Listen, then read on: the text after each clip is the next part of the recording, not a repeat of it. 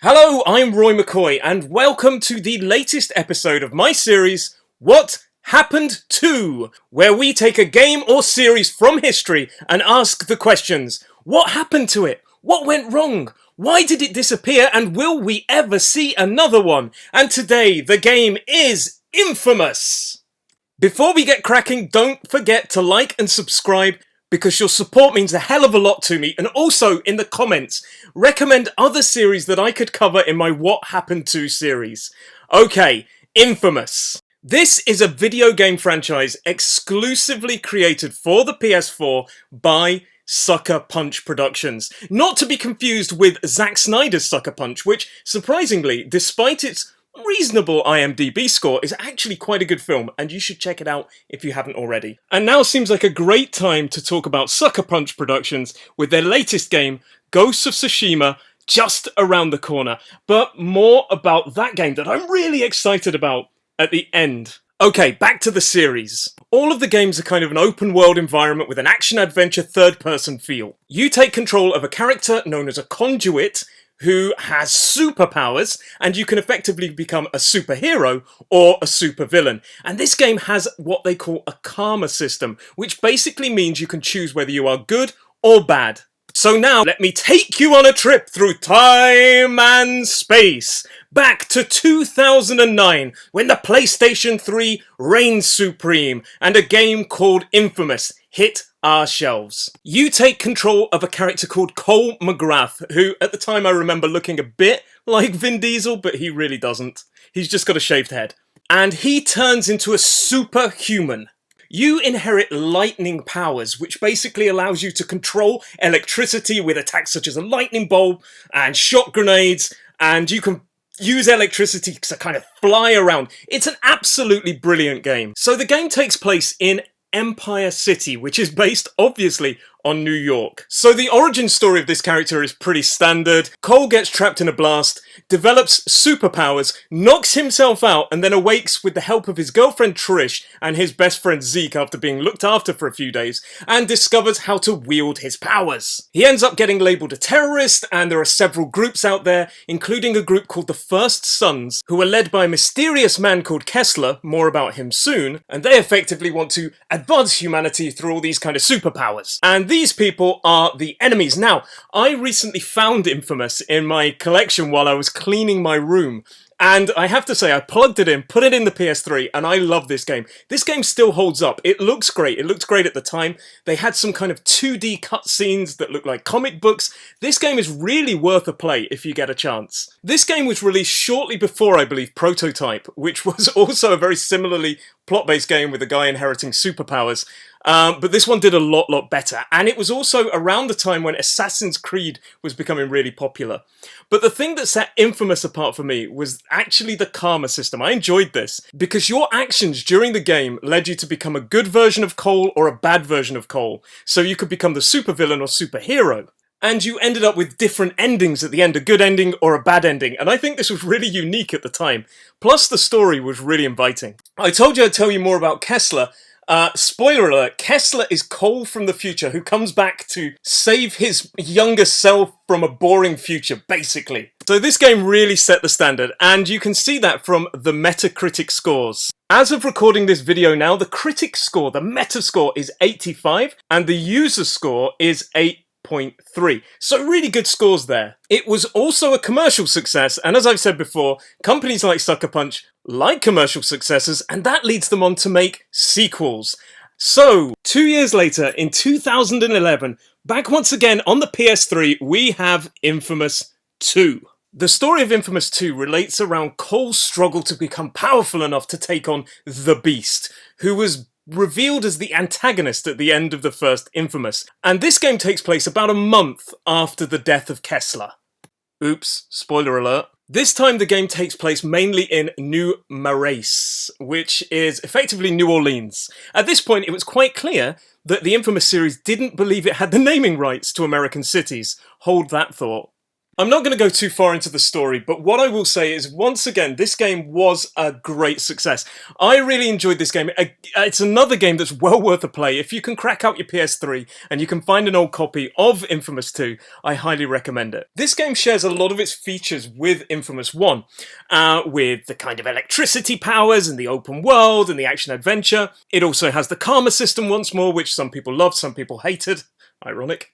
But to its credit, it had a brand new world, another engaging story, and something called UGC, or user-generated content, where basically gamers could make their own missions and then share them on the PlayStation Network. I have to say now, at this point, that Infamous 1 and Infamous 2 were probably my favourite two games in the Infamous series. I've played all of them, but these were my standout moments. And it seems that Metacritic kind of agrees with me.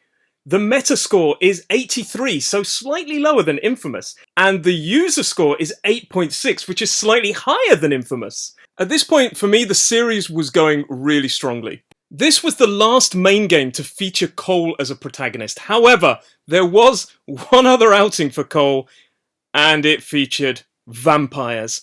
I mean, what game isn't complete without vampires? This would have been complete without vampires. Anyway, never mind. Later on in the same year, 2011, we got Infamous Festival of Blood, which was a standalone downloadable content for your game. So not effectively a main game, not its own game, but it was effectively DLC that you could play without owning the main game. So once more taking place in New Morace, I hope I'm saying that right, Cole gets turned into a vampire and then effectively becomes a vampire slayer. I'm not sure that we needed... Now, there was nothing wrong with this game. There was nothing wrong with this game. It's not a bad game. I'm just not sure that we needed a vampire addition to the series. Anyway, the game once again sold really, really well, and it was priced quite cheaply. And the scores on Metacritic also quite well. As of making this video, 78 was the Metascore, and 8.0 for a user score. So it was received well, and apparently it was, as of November 2011, the #1 downloaded game, so people loved this. As I say, I really enjoyed Cole McGrath. I thought he was a great character, I thought Zeke was great, and this was the last time we did get to play as Cole McGrath. Roll on 3 years, and on the PS4, we had Infamous Second Son. The game takes Infamous 2's good ending, in which Cole McGrath sacrificed himself to save humanity, and you take control of Delsin Rowe, a new character that I didn't fall in love with as much. Sucker Punch Productions apparently believe this is a kind of a restart for the game. In fact, it's the only one, or the first one, that doesn't have a number, even though it is technically Infamous 3.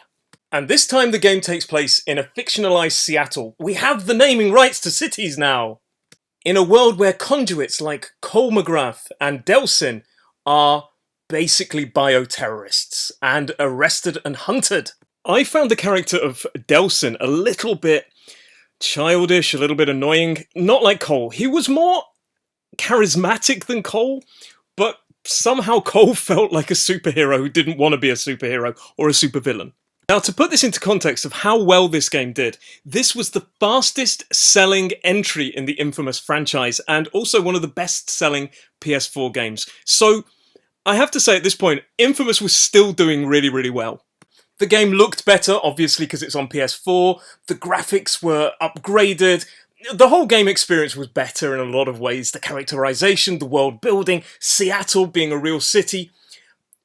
Second Son is a game to play if you haven't already. In fact, at the time of recording this, I am re-downloading it right now on my PS4 to play. So up until now, I've given no real reason why the Infamous games have seemingly disappeared, but I'm getting to that. It has to be said that Infamous Second Son also did relatively well on Metacritic, with a Metascore of 80 and a user score of 8.0, so still really well received, well bought, and a successful game. Which brings us on to the last entry in the franchise as of yet. Infamous First Light. Once again, like the vampire game, Festival of Blood, it was some standalone downloadable content. So not effectively its own game, but glorified DLC. First Light also saw the game's first female protagonist, after Cole and Delsin. The character's name is Fetch, or Abigail Fetch Walker, and she was actually introduced as a supporting character in Second Son. And for my liking, she was actually sort of a more enjoyable character than Delsin. She had similar powers to Delsin, these kind of neon powers, and once more the world building and the characterization was interesting. But here's where I think it started to go wrong, or finished going wrong, because this is the last entry. While Fetch for me was a more enjoyable character than Delsin, I don't feel that her story or the story that was developed was as engaging as Second Son. I also feel that at this point the series had started to repeat itself too many times and had that kind of Dead Rising feel in it was just the same game pumped out over and over again. Infamous 1, Infamous 2, they're all very samey. And First Light effectively was just more Second Son, which wasn't a bad thing. But there was nothing new or fresh in the series, and that's the reason I think it has disappeared. The Metacritic scores also reflect that, with a Metascore of 73 and a user score of 7.4. I have to say at this point, I didn't really enjoy First Light that much. I will play it again, but there are other games, previous entries, Infamous 1 and 2 you should play way before this, and certainly Second Son. So this is where the story ends, and I think the developers at Sucker Punch Productions also felt that it had become a little bit tired. So could we see a new Infamous game? Probably. Possibly.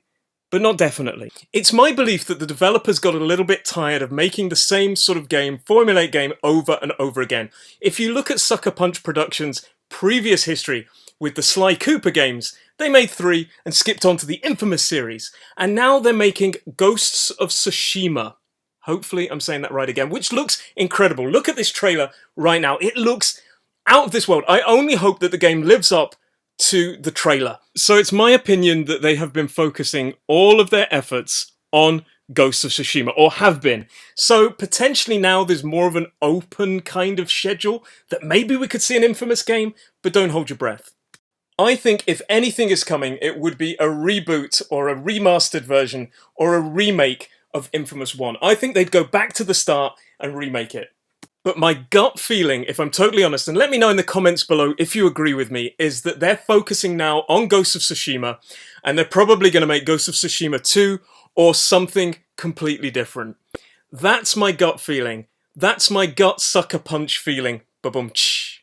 However, I think that Infamous is such a successful franchise that fans would lap up a new entry or even a remake of an older game. And never doubt a company's desire to make money and have a successful release. Infamous is a guaranteed way to print money, although First Light did put some people off. Anyway, that's it for today, but let me know in the comments below which series you'd like me to look at next. But for now, this is Roy McCoy hoping for a new Infamous. Out!